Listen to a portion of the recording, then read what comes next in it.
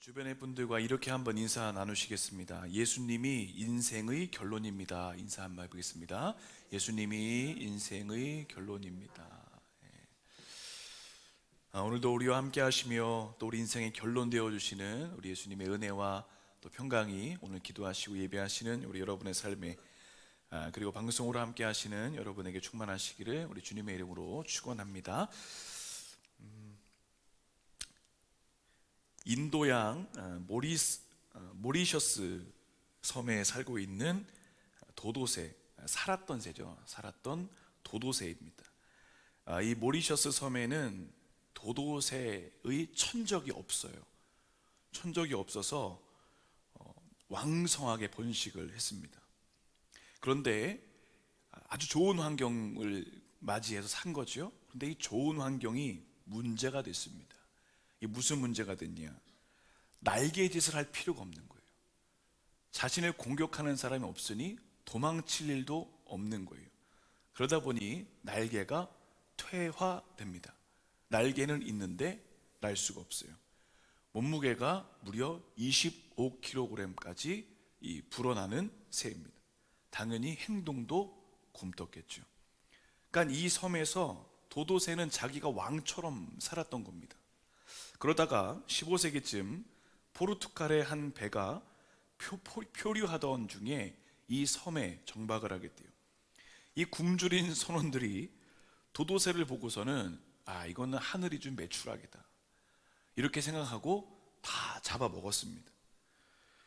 그렇게 해서 이 도도새가 1681년에 완전히 멸종되고 말았던 겁니다. 자, 날개가 있어요. 그런데 날 수 있는 방법을 까먹은 거예요. 그러고 나서 사라졌죠. 어쩌면 정해진 결론이 아닌가 싶습니다. 여러분, 믿음 생활도 마찬가지인 것 같아요. 우리에게 믿음이 있다 딱 이야기하거든요. 신앙생활을 몇 년 했다 그런 걸 이야기하거든요. 그런데 정말 이 도도새와 같이 믿음의 방식을 사용하지 못하고 살면서 오히려 믿음이 퇴화되고 있는 것은 아닌가. 우리에게 믿음이 있는데 그 믿음이 삶에서 이루어지지 않으면 시간이 흐를수록 신앙은 퇴화됩니다. 화석화돼요. 몸부림이 없으면 이 신앙은 그냥 종교예요. 그냥 이력서에다가 그 자기 종교란에 그냥 쓰는 그 정도. 그렇게 전락되고 만다는 것이죠. 구원의 완성이 있을까요? 구원의 완성 이룰 수 없습니다. 자, 오늘 여러분 예배하는 이 한 시간 우리의 믿음이 생각에서 지식에서 그렇게 머물러 있는 게 아니라 삶의 자리에서 몸부림쳐 보고 행해 보고 또 쓰러져도 도전해 보고 실패해도 또 도전해 보고 그런 여러 가지 상황을 통해서 우리 영적으로 성숙하고 또 성장함에 이르는 그런 결단이 함께하는 시간 되기를 우리 주님의 이름으로 축원합니다. 오늘 본문의 말씀 보니까 이 본문에도 도도새처럼 믿음이 있는 것처럼 보이는데 자신의 한계를 돌파하지 못하고 결국 주저앉은 사람의 이야기가 나옵니다. 어느 날 한 사람이 예수님께 찾아와요. 그리고 대화를 요청합니다. 여러분, 예수님과 딱 만날 때 여러분 우리가 예수님과 면담한다고 한번 생각해 볼게요. 어떤 걸 가장 먼저 말씀하고 싶으세요? 예수님과 딱 만나는데 예수님, 제가 그때 그거 해결해 달라는데 왜 안 해주셨어요? 이거 먼저 따지시겠습니까? 여러 가지 묻고 싶은 이야기가 많을 것 같아요. 자, 어떤 한 청년이 예수님께 찾아와요. 근데 이 사람 보니까 믿음에 대한 인식도 좀 있어요. 그리고 믿음에 대한 성숙함도 좀 기대하는 것 같아요. 17절에서 그걸 보여주지요. 자, 예수께서 길을 나가실새 한 사람이 달려와서 꿇어 앉아요. 예수님 앞에 꿇어 앉아요. 그리고 묻습니다. 선한 선생님, 내가 무엇을 하여야 영생을 얻을 수 있겠습니까? 자, 예수님께 무릎 꿇는 것을 보니까 아주 본받을 만한 이 믿음의 사람이 아닌가 싶습니다. 그리고 대화의 주제는 어떤가요? 더 멋져요. 그 당시 예수님을 반대하면서 공격하던 유대인들처럼 막 율법적인 것 같고 예수님의 행동 같고 뭐라 하지 않아요. 그 내용을 보니까 철학적인 것도 아니에요. 예수님 경제가 어떻게 되겠습니까? 이거 묻지도 않아요. 정치 얘기도 하지 않고요. 예수님의 인기에 관한 내용도 아닙니다. 핵심이 뭡니까? 예수님, 영생이 뭐예요? 영원한 생명, 구원의 완성, 이거 어떻게 해야 되죠? 이걸 묻는 거예요. 그럼 이 물음의 차원이 보이세요? 아주 상당히 훌륭하지 않습니까? 이 땅의 것이 주제가 아니라 하늘의 것이 주제가 되었어요. 수준이 참 다릅니다. 와, 대단하죠? 도대체 이 사람이 어떤 사람이길래 이런 물음을 할까? 정체가 궁금해집니다. 근데 감사하게도 공관복음서를 쭉 보면 이 내용을 모두 기록하고 있는데, 이 공관복음에서 이 사람에 대해서 언급하는 내용들을 종합해 보면 이 사람이 어떤 사람인지를 금방 알 수 있습니다. 그 하나는, 이 사람은 지도자래요. 지도자. 누가복음 보니까 이 사람을 관리라고 소개하거든요. 근데 그 당시 관리는 어떤 사람이냐면 종교나 행정에 관련된 일들을 감당하는 사람이 관리예요. 그러니까 중요한 위치를 차지하고 있어요. 그리고 이 사람이 청년이랍니다. 청년이면 마태복음에서는 이 사람을 청년으로 소개하는데 40세 이하의 사람을 청년이라고 불러요. 한번 쭉 이 사람이 갖고 있는 상황을 보세요. 자, 이 두 가지만 봐도 청년 지도자입니다. 청년 지도자. 실력을 인정받은 사람인 거겠죠. 청년인데 지도자급으로 일한다? 그 공동체에서 인정받은 거예요. 그뿐인가요? 신앙적인 부분도 아주 훌륭했습니다. 20절 보세요. 20절 보시면 뭐라고 이야기하냐면, 선생님, 이것은 내가 어려서부터 다 지켰던 겁니다. 자, 이 어려서부터는요 12살 때부터를 말합니다. 그러니까 청소년 시기에 접어들면서부터 나는 하나님 말씀을 지금까지 잘 지켜왔습니다. 어떠세요? 괜찮죠? 괜찮습니다. 여기서 끝인가? 또 있습니다. 말씀의 후반부로 가니까 예수님이 이 청년에게 뭐라고 제안해요? 야, 너 돈 많구나. 그거 좀 쓰고 와. 어려운 사람한테 좀 쓰고 와. 돕고 와. 돈도 많은 거예요. 이 청년이 실력도 있었는데 거기에다 돈도 많아요. 그 당시 유대 사람들은 로마의 식민지로 살았기 때문에 부유하게 산다는 게 말이 안 되는 상황이었습니다. 많은 사람들이 대부분 가난하게 살았거든요. 끼니도 어떻게 때우냐면 보리떡으로 두 끼니 먹는 게 아주 잘 먹는 시대 속에 이 청년이 있었고, 그런데 이 청년이 물질이 많았다 이야기합니다. 자, 성경에서 보여주는 이 청년의 정보를 다 종합해보면 요즘 말로 뭐라고 이야기할 수 있습니까? 금수저. 그렇죠? 그냥 딱 금수저예요. 사람이 부러워할 만하죠? 세상적으로 자랑할 것도 많죠? 아쉬운 것 없죠? 부족한 것 없죠? 딱 어른들이 보면 딱 이런 거예요. 아, 참 반듯하다. 뭐 이런 모습을 연상할 수가 있습니다. 여러분, 이런 사람들이 어느 교회를 가든 다 환영하지 않겠습니까? 인정받는 일꾼으로 막 쓰임받고 막 그렇지 않겠습니까? 자, 그런데 이런 사람이 지금 예수님에게 와 있어요. 그러고서는 뭘 물어봐요? 예수님, 제가 영생을 얻고 싶습니다. 이렇게 말해요. 여러분, 성경에서 전하는 여기서 메시지가 있어요. 인간의 본성입니다. 인간이 가지고 있는 본능적인 욕구가 있어요. 그게 뭐냐? 가장 최종에서는 하늘의 것을 구한다는 겁니다. 모든 인간에게는 삶의 조건 여하에 상관없이 궁극적인 갈망이 있어요. 그게 뭡니까? 영원에 대한, 영원한 생명을 이야기합니다. 전도서 3장 11절은 이야기합니다. 하나님이 모든 것을 지으시는데 때를 따라 아름답게 하셨고, 또 사람들에게는 어떤 마음을 주셨대요? 영원을 사모하는 마음. 그러니까 이 땅을 사모하는 게 아니라 영원한 시간을 사모하는 마음을 주셨다 이야기하고 있습니다. 자, 여러분, 오늘 본문의 메시지가 보이십니까? 우리 인생살이가 물질이 전부가 아니구나. 먹고 사는 게 전부가 아니구나. 명성, 또 젊음, 이게 전부가 아니구나. 실력보다 소중한 게 있고 능력보다 가치 있는 게 있구나. 이걸 지금 알려준다는 거죠. 이와 같은 교훈을 주는 사람이 있었어요. 또 있어요. 솔로몬입니다. 솔로몬이 왕으로 살고 노년에 이르러서 그가 생각해 보니까, 야, 내 인생 다 헛되다 이렇게 말하지 않습니까? 전도서 2장에서도 말합니다. 무엇이든지 내 눈이 원하는 것을 내가 금하지 아니하며 무엇이든지 내가 마음이 즐거워하는 것을 내가 막지 아니하였으니, 하고 싶은 거 다 해봤다는 거예요. 나의 모든 수고를 내 마음이 기뻐하였습니다. 이것이 나의 모든 수고로 말미암아 얻은 몫인데, 11절, 그 후에 내가 생각해보니, 내 인생 돌이켜보니 내 손으로 한 모든 일과 내가 수고한 모든 것이 다 헛되다. 이 땅의 것, 세상의 것 다 누려봤는데, 여러분, 솔로몬은 다이아몬드 수저잖아요. 태어나면서부터. 그런데 다 누려봤는데 이게 별거 없구나.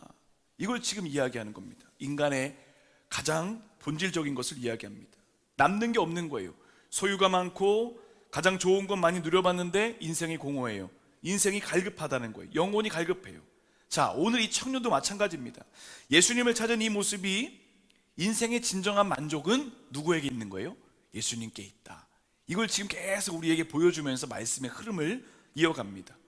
자, 그렇다면 오늘 이 말씀에서 우리가 먼저 생각해 볼 게 있어요. 뭐냐? 나는 지금 무엇에 관심을 갖고 살아가는가? 여러분, 지금 관심사가 뭡니까? 지금 나의 관심사, 지금 우리 가정의 관심사, 지금 우리 공동체의 관심사, 우리 가정의 관심사, 자녀의 관심사는 무엇인가? 이거는 기도 제목을 보면 금방 합니다. 여러분, 기도 제목 딱 보면요, 둘 중에 하나예요. 이 땅의 것이니 하늘의 것이니. 물론 이 땅의 것을 구하는 게 잘못된 건가요? 그건 아닙니다. 이 땅의 것을 구하는 것도 필요하죠. 그런데 뭐가 문제가 되냐? 나의 삶을 통해서 어떻게 하면 하나님의 나라가 이루어질 것인가에 대한 고민이 없는 기도, 이건 문제가 될 수 있죠. 이 땅의 것만 구한다는 건 문제가 될 수 있습니다. 점검해 보세요. 지금 나의 관심, 우리 부부의 관심, 가정의 관심, 자녀의 관심은 무엇인가? 수없이 많은 관심이 있잖아요. 근데 그 관심 가운데 하나님의 나라를 위한 관심은 몇 %나 되고 있는가? 자, 이렇게 예수님께 찾아와서 거룩한 고민을 이야기하는 것, 여기까지는 이 청년이 참 좋습니다. 본받을 만해요. 괜찮습니다. 그런데 문제는 뭐냐? 22절에서 이 사람의 실체가 드러난다는 거예요. 실체, 속마음이 들켜요. 우리 이거 조심해야 됩니다. 이게 뭐냐면 겉으로 보기에 믿음이 좋아 보이고 신앙생활 잘해 보이는 것이 전부가 아니라는 거예요. 그게 이면에 실체가 딱 드러나는 순간 똑같아야 되죠. 겉으로 보기에나 내면이나 똑같아야 되죠. 근데 이 청년은 지금 달랐어요. 겉으로 볼 때는 괜찮아요. 환영받을 것 같아요. 그런데 실체를 들여다보니까 이거 완전 허당인 거예요. 바닥입니다. 자, 2절에서 실체가 어떻게 드러납니까? 근심하고 떠나가니라, 이렇게 말합니다. 그러니까 보세요. 지금까지 예수님 앞에서 이야기했던 것들이 다 뭐예요? 이게 포장이에요. 자기 과시에서 나온 거짓이었다는 겁니다. 겉으로 보기엔 믿음이 좋은 줄 알았는데 자신의 마음이 딱 들켜버리니까, 믿음의 실상이 딱 드러나 버리니까 도망치는 겁니다.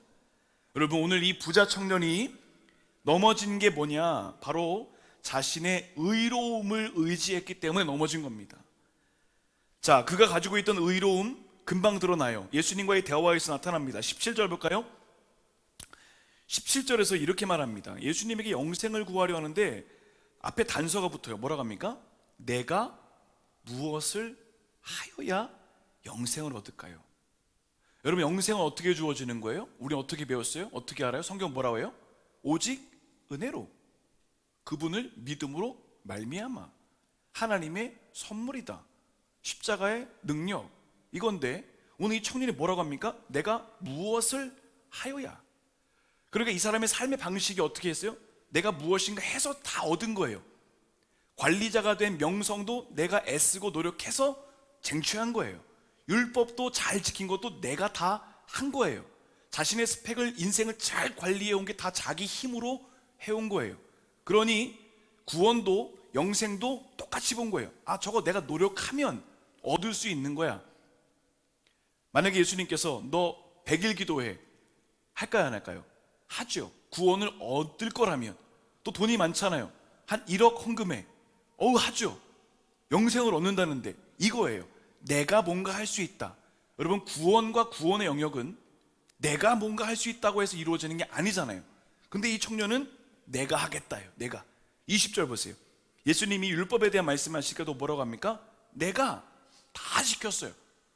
지금까지 내가 노력해서 얻지 못한 게 없습니다. 영생 구원 그거 까짓 내가 노력하면 돼요. 제가 서울대학도 수석했는데요, 유학도 금방 쉽게 갔는데요, 내가 원하면 다 돼요. 그러니 내가 할 수 있는 것을 알려주세요. 여러분, 신앙생활도 이렇게 접근하면 무조건 실패합니다. 이건 성경에서 그대로 보여줘요. 내가 뭔가 해보겠다라고 하는 열심 가지고 시작한 것들은 다 끝이 안 좋아요. 자, 지금까지 이 청년은 자기 노력으로 삶을 이루었어요. 그래서 내 힘이면 무엇이든지 가능해. 은혜도 없이 구원과 영생을 얻겠다 이야기합니다. 여러분, 오늘 이 부자 청년의 가장 큰 문제가 뭡니까? 영생과 구원을 세상의 방법으로 접근해서 얻으려 했다는 거죠. 그래서 자신 있게 나 율법 다 지켰습니다 이야기하는 거예요. 여러분, 이 청년은 지금 자신은 충분히 구원받을 만한 자격이 있다 생각한 거예요. 나 자격이 있잖아요. 율법도 잘 지켰고 신앙생활도 잘했잖아요. 반듯하잖아요. 저 어디 가도 모든 사람들이 환영하는 사람이거든요. 그럼 자격이 있지 않나요? 이렇게 주님께 얘기하는 거예요. 여러분, 이게 뭐냐면 공로주의이고 업적주의입니다. 세상에서 이런 사람들 칭찬해 줄 수 있겠죠. 그런데 하나님 앞에서는 절대 칭찬이 없어요. 근데 문제는 무엇인가? 오늘날 그리스도인들이 이런 자기 의로움으로 신앙생활 할 때가 많다는 겁니다. 하나님 기준이 아니에요. 내 기준이에요. 내 판단이에요. 북치고 장구치고 내가 혼자 다 해요. 나밖에 없어요. 그러니 하나님의 음성 들리지 않아요. 그러니까 내가 다 이루겠다고, 내 손아귀에 다 있어야 된다고 생각하는 거예요. 여러분, 우리가 교회에서 봉사와 헌신의 직임을 감당할 때 정말 조심해야 될 게 이겁니다. 내 힘으로 뭔가 하겠다는 생각, 결코 결말이 좋지 않습니다. 내 의지와 열심에서 시작된 헌신, 절대로 오래 갈 수가 없는 거예요. 자, 오늘 본문이 강조하려는 포인트가 뭡니까? 구원과 영생은 사람의 노력이 아니다, 이거 알려주는 거예요. 구원과 영생은 오직 하나님의 은혜다, 이거예요. 자, 여러분, 오늘 본문이 마태복음에도 나와요. 마태복음, 우리가 다음 주에는 이 본문에 이어지는 내용을 마태복음을 통해서 함께 나누려고 하는데, 오늘 이 본문 다음에 마태복음에서 무슨 이야기로 이루어지냐면 포도원 품꾼에 대한 이야기로 이어져요. 그러니까 성경의 흐름을 잘 봐야 돼요. 이게 무슨 말입니까? 자기 의지로 구원을 얻으려 했던 이 사람에게 예수님이 그 다음에 무슨 말씀하시냐면, 야, 어떤 주인이 아침부터 일꾼들 구하러 나갔는데 저녁까지 일꾼들 구해왔어. 그 사람들에게 몫을 주는데 똑같이 줬어. 이게 뭐예요? 은혜를 설명하시기 위한 거잖아요. 그러니까 이 청년이 지금 잘못된 가치관, 하나님의 구원, 영생, 이 은혜 없이 그냥 내 힘으로 할 수 있다는 그 생각을 바꿔주시기 위해서 포도원 품꾼의 이야기가 나오는 거예요. 자, 그리고 오늘 본문 마가복음의 이 흐름에서도 보면 이 배치를 좀 보면 재밌어요. 오늘 이 본문 앞에 무슨 이야기가 나오냐면 예수님이 어린아이들에게 축복 기도해 주신 내용이 나와요. 그리고 뭐라고 말씀하세요? 어린아이 같지 않으면 천국에 갈 수 없어. 그리고 청년 이야기가 나오는 거예요. 그러니까 이 청년에게서 잃어버린 게 뭐예요? 어린아이와 같은 마음을 잃어버린 거예요. 그리고 이 본문의 뒤로 또 가면 누가 나오냐면 바디메오 이야기가 나와요. 바디메오가 눈을 뜨고 나서 어떻게 했습니까? 자기의 겉옷을 던지고 예수님 따라갔어요. 이 겉옷이 뭐냐면 자기 생명과 같은 거거든요. 근데 이 사람은 지금, 이 청년은 그걸 지금 못한 거예요. 그 가치를 찾지 못한 거죠. 그러므로 오늘 우리에게 필요한 신앙의 태도가 뭐냐? 예수님께 가려고 할 때 방해하는 요소가 있거든요. 그 요소를 제거해야 된다는 겁니다. 자, 오늘 부자 청년의 또 다른 이 장애 요소가 있었어요. 지배. 예수님 말씀 들은 이 청년이 어떻게 반응하는가 보세요. 22절 보시죠. 22절, 그 사람은 재물이 많은 고로 이 말씀으로 인하여 슬픈 기색을 띠고 근심하여 갔다. 여러분, 청년이 근심하여 돌아간 이유가 뭘까요? 돈이 많아서 이게 아니에요. 그거는 이제 맞기도 하지만 조금 더 가면 자기가 원하던 대답이 아니었으니까. 예수님 말씀이, 그러니까 자기가 예상하던 대답은 늘 맞았어요. 내가 열심히 하면 사람들이 나의 열심을 갖고 칭찬해 줄 거야. 좋은 자리 만들어 줄 거야. 이렇게 자기는 항상 이렇게 칭찬만 들었거든요. 좋은 말만 들었거든요. 누구도 자기한테 뭐라 지적하지 않았거든요. 예수님에게도 그 예상한 거예요. 예상 문제를 쫙 뽑아본 거예요. 리스트를. 예수님이 이렇게 물어보시면 이렇게 대답해야지, 저렇게 물어보시면 이렇게 대답해야지. 이걸 지금 다 예습을 한 거예요. 예습한 게 첫 번째, 두 번째가 다 맞았어요. 그렇죠? 율법을 잘 지켰습니다. 저 어렸을 때보다 잘했습니다. 뭐 이런 게 다 된 거예요. 근데 마지막 질문 예수님께서 답을 주시는데 이거 전혀 예상을 못한 거예요. 답할 방법이 없는 거죠. 그러니까 진짜 속내가 드러난 거예요. 속마음이 들켜버린 거예요. 원래 이 청년이 대답한 원했던 대답이 뭘까요? 와, 그렇구나. 너는 이 교회 가도 칭찬받을 것 같고 저 교회 가도 칭찬받을 것 같고, 야, 어렸을 때부터 율법 이렇게 잘 지켰어? 야, 지금 관리로 일하고 있어? 너는 원하는 거 다 해냈구나. 야, 참 대단하다. 내가 너에게 영생을 주노라. 내가 너에게 구원을 주노라. 이걸 기대했던 거예요. 근데 예수님이 전혀 다른 말씀하시잖아요. 여러분, 오늘 이 본문 말씀에서 제가 뒤통수 맞았네 이 생각이 들더라고요. 처음엔 이 청년 보면서 야, 이런 청년이 그냥 우리 교회에 한 10명만 있으면 뭐 이 생각 했거든요. 야, 그런데 이런 청년 오면 안 되겠다 이런 생각이 드는 거예요. 와, 얼마나 자기 포장은 잘하지만 속에서는 얼마나 다른 생각을 하는 이 사람들, 이 사람의 모습. 여러분, 지금까지 쭉 말씀 오면서 뭔가 막 기대감이 있다가 실망감이 오는 거예요. 뒤통수 맞은 거예요. 처음엔 이 청년의 믿음이 굉장히 신실해 보였죠. 세상의 것을 많이 가지고 있음에도 영생을 추구하니까 대단해 보였어요. 근데 그 속마음이 들키니까 이 사람이 그동안 했던 모든 것들이 다 거짓이었구나, 이걸 깨닫게 됩니다. 그를 지배하고 있는 것을 알게 되니까 그동안 그가 했던 말과 행동, 삶의 모습들이 얼마나 허황된 것인가를, 얼마나 자기과시였는가를 깨닫게 돼요. 율법을 지키는 것도 마찬가지예요. 하나님과의 관계에서 율법 잘 지켰습니다가 아니라 나 과시하기 위해서, 사람들에게 자랑하기 위해서, 인정받기 위해서, 칭찬받기 위해서 다 지켰던 율법이었던 거예요. 오늘 예수님께서 이 부자 청년에게 재산을 가지고 가난한 사람들에게 나눠주라고 하신 이유가 있어요. 그게 뭘까요? 지금 예수님이 보여야 되는데 예수님과 이 청년 사이를 가로막고 있는 게 있거든요. 그걸 제거하라는 거예요. 그러면 이제 어떤 분은 그럴 수 있어요. 나는 이 사람보다 재물이 없으니까 괜찮겠지. 아니요. 여러분이 재물은 이 사람의 케이스입니다. 그러면 우리의 케이스는 뭘까요? 나의 케이스는 뭘까요? 어떠세요? 어떤 사람은 직장일 수도 있어요. 어떤 사람은 진짜 물질일 수 있고, 어떤 사람은 자녀일 수 있습니다. 어떤 사람은 세상의 근심, 걱정, 염려, 이런 것들이 자꾸 예수님 사이를 가로막아요. 그래서 예수님이 뭐라고 말씀하시냐면, 지금 너의 마음을 지배하고 있는 게 뭐야? 그거 걷어내면 되는 거야. 그러면 보일 수 있어. 예수님이 그 말씀하시는 거거든요. 그러니까 우리가 이 말씀을 가지고 단순히 그냥 도식화시켜서 물질 때문에 그런 거구나가 아니라 내 마음을 지금 지배하고 있는 게 뭔가를 확인해 보는 게 중요하다는 거죠. 오늘 예수님이 강조하시는 포인트가 뭡니까? 구원과 영생을 위해 방해하는 요소 제거하지 않으면 결코 은혜를 누릴 수가 없다는 겁니다. 여러분, 지금 우리 마음을 지배하고 있는 게 뭔가요? 자꾸 나로 하여금 집착하게 하는 게 뭔가요? 그것이 과연 하나님의 은혜와 관련된 것인가? 사람들이 창세기에서 바벨탑 쌓았잖아요.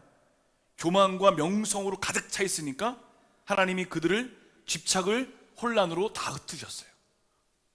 아브라함의 마음에 뭐가 지배하니까? 이삭이 지배하고 있으니까 하나님이 이삭 바쳐라, 이렇게 말씀하시는 거예요. 하나님과 나와의 관계에 자꾸 중간에 끼는 게 있거든요. 이 청년에겐 재물이었던 것뿐이지 우리에 똑같이 있다는 겁니다. 여러분, 어쩔 수 없어요. 우리 마음은요, 비어있는 때가 없습니다. 다 뭔가 채워져 있어요. 항상 채워져 있어요. 그래서 우리 마음을 항상 점검하지 않으면 자꾸 세상의 잡초가 자라나요. 이거 잘 제거해야 됩니다. 세상의 가치관이 우리를 자꾸 덮어버릴 때가 있어요. 자, 29절 잠깐 보겠습니다. 예수께서 이르시되 내가 진실로 너희에게 이르노니 나와 복음을 위하여 집이나 형제나 자매나 어미나 아버지나 자식이나 전토를 버리는 자는, 이렇게 말해요. 중요한 표현입니다. 버리는 자, 떠나보내라는 겁니다. 가로막혔던 것들을 드러내라는 거예요. 여러분, 이 말씀을 또 일차원적으로 또 생각해가지고 다 그냥 인연을 다 끊어버려라, 이게 아닙니다. 우선순위, 하나님과 나와의 사이에 가로막혀 있는 것들을 잘 걷어내라는 거죠. 여러분, 이렇게 되려면요, 방법 없어요. 성령이 지배하시는 것밖에 없어요. 내 마음을 성령이 지배하시도록, 하나님 말씀이 지배하시도록 하는 거예요.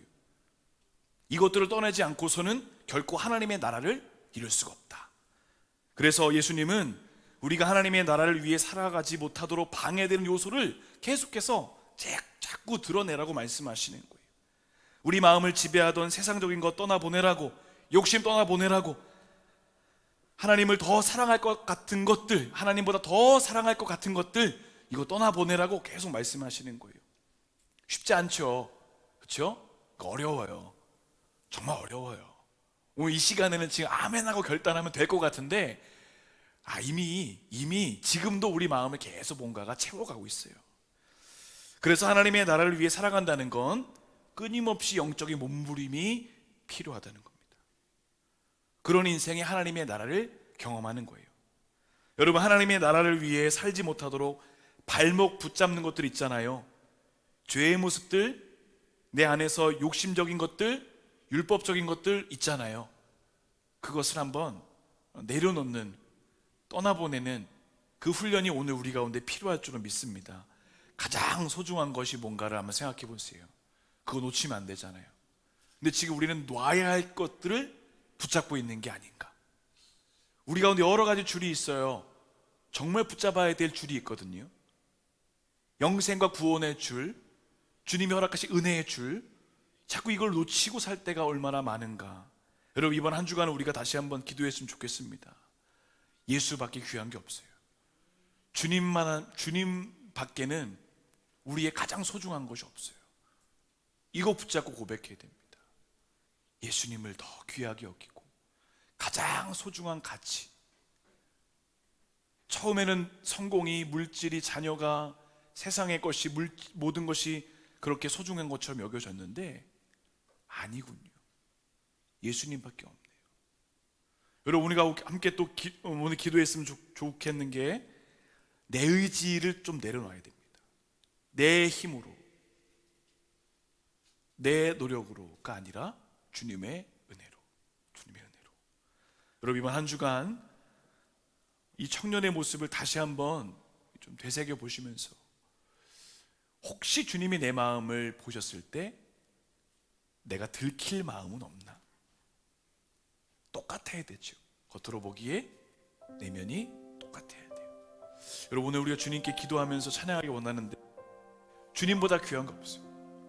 예수님보다 귀한 거 없어요. 나 그 주님 사랑합니다. 세상 즐거움 다 포기하고 주님만 사랑하겠습니다. 여러분, 이런 고백을 담아 우리 함께 찬양하며 주님께 영광 드리겠습니다.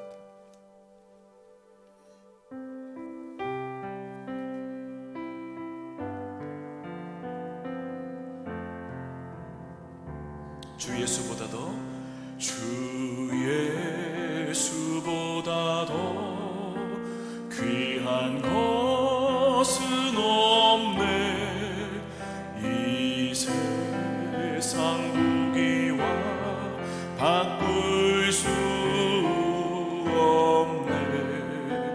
영죽은 내 대신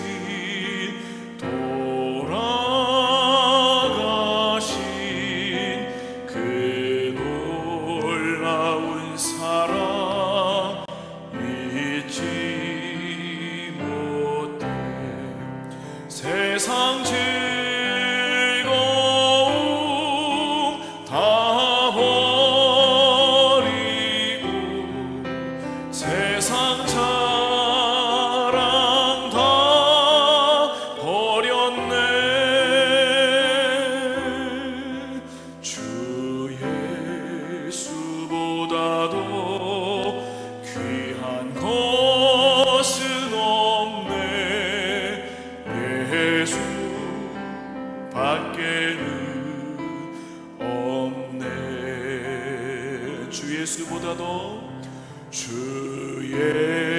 예수보다도 귀한 것은 없네. 이 세상 명예와 바꿀 수 없네. 이전에 즐기던 세상 일도 주 사랑하는 마음